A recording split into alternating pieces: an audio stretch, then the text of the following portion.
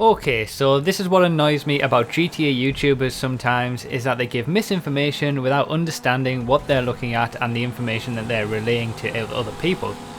To put it out there straight away, there has been no change to the performance of the Banshee 900R, the Sultan RS, the Zentorno, any other car that existed in the game beforehand.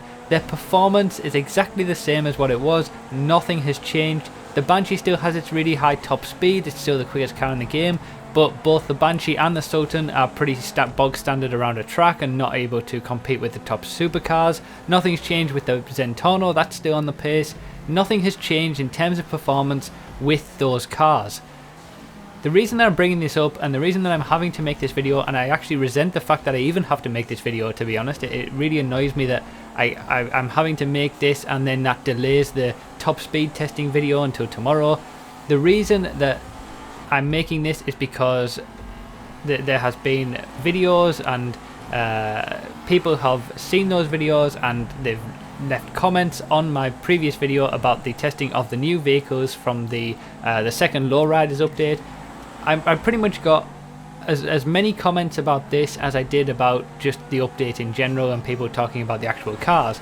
Everybody asking, Rockstar have fixed the Banshee 900R, what, retest it. Go back and look at the Sultan RS and the Banshee 900R, things have been fixed. Or the Zentorno's been changed, can you go back and have a look at it? Well, obviously I did, but I didn't even need to, because when you look at the thing that's been changed by Rockstar, the whatever it was, the picture that was put in that video, it has nothing to do with car performance. They're just texture changes, texture modifications based on changing some aspect of the vehicle in terms of its model. I've talked about it in my videos previously. There is one specific aspect to the game code, if you like. I know that's an inaccurate phrase, but there's one specific aspect to it that determines car performance, and that's the handling files.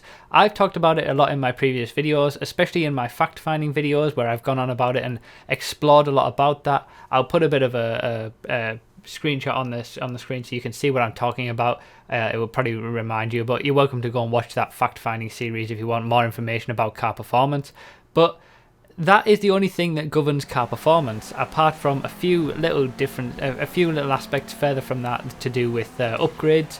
But the changes that were made to the Sultan RS, the Banshee 900R, the Zentorno, the Chino I think was one of them, none of that is anything to do with car performance. It's just texture modifications, model modifications, changes to the visuals of the cars. When you go into the handling files and you compare the performance of the Banshee 900R now to what it was beforehand, it's exactly the same. Same goes for the Zentorno, same goes for the Sultan RS, same goes for the Chino.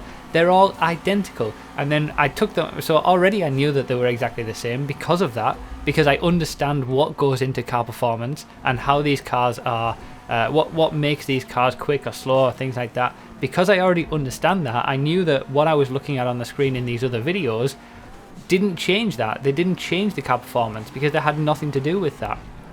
But I had to go and test it as well just to make sure, and lo and behold, when I did test the cars, they got exactly the same lap times as what they did in my previous testing. So there's no change to them, they're exactly the same.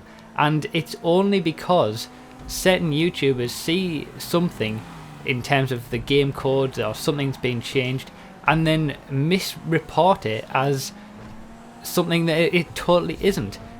And it's due to a lack of understanding about the game. It's due to a lack of understanding about the code. It's due to a lack of understanding about what makes cars perform in the way that they do. So they see a tiniest little bit of a change about something that is completely irrelevant to car performance and assume that, oh, they've fixed the Banshee, they've fixed the Sultan RS, they're now a lot quicker. It's not the case. Things haven't changed at all, and I have to make this video to let people know because I'm just getting swamped with comments asking me to go back and test these things when nothing has changed. They're exactly the same. So the Banshee 900R and the Sultan RS are still off the pace in a racing situation, but the Banshee does have a really high top speed still, as I've mentioned in previous videos and talked about and showed. But yeah, nothing has changed with any of the cars in the terms of their performance. And you know, if something ever does change, I will explain it. If I don't talk about something, you can assume that it hasn't changed, basically, and that's the way that I'll go with this. So yeah, I just wanted to make this video to get it out there, because just to let people know, because I that's the one thing that I can't stand, is just that spreading of misinformation. There is one thing about the slam van custom as well that has been brought up, that changing the hydraulic setup on that may have different effects in terms of lap time. Also on some smoother tracks, like the tracks that you may see in Blaine County or around the airport, the slam van custom could be the quickest muscle car in the game, beating out the Dominator, and that could be the case, you know. And certainly from the reports that I've been hearing from other people in the racing community, changing the hydraulics has different effects on how quick you can go. It might not be as quick in a straight line, but it might be quicker around the corners, or certainly easier to handle. That's something that I'm going to be looking into, and obviously I will bring out a video specifically just for the slam van custom if I find anything that's interesting. But, you know, as always, I'm not going to just report these things without doing the testing myself and trying to figure it out for myself, understand what's happening, and see if it is really an aspect that is worth mentioning and bringing to you guys.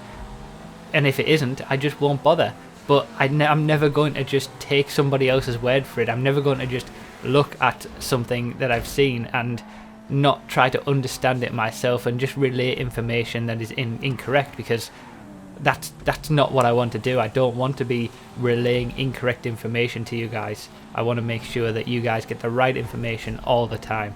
So yeah, that's just a quick update video essentially. The top speed testing video for the 4 brand new cars will be out tomorrow. I've already pretty much got most of it done, but this video has kind of delayed that one, I guess. But yeah, all of the current vehicles that were in before this update haven't been changed. They're exactly the same.